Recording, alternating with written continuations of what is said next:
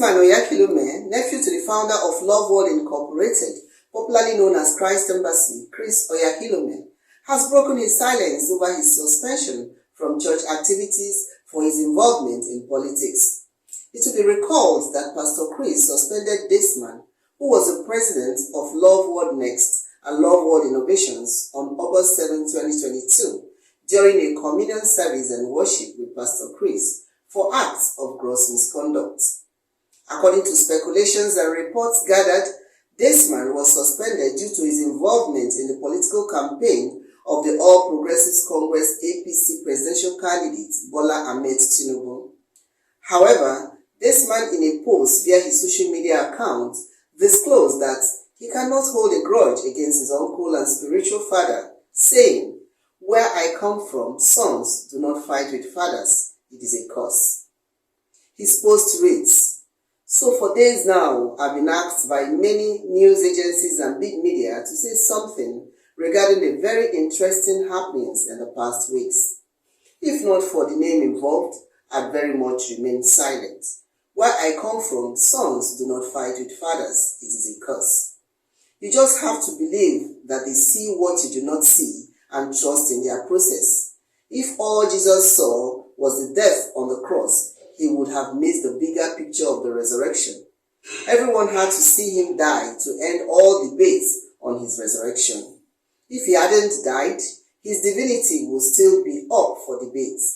Point made. God does not hide his love, even when it's the tough kind. It is unfair to have been given more opportunities than almost anyone in your generation and not expect to be more challenged than almost anyone in your generation.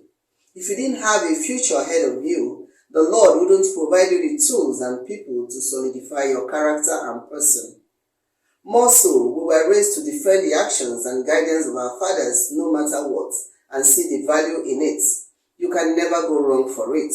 If you love the teacher when he provided you with knowledge, do not love him less when he presents you with an examination. You cannot tell a father how to raise his son. If he didn't think I could take it, then he wouldn't have done it. For those of you having mixed reactions, note that there were fathers who took their sons to a mountain to offer as burnt offering to the Lord in the Bible. One sent his to a cross.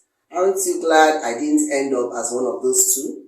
It is God that gives instructions on processes to follow to bring out the best in you. It is a blessing to be corrected by your father. A father is the greatest gift to your future.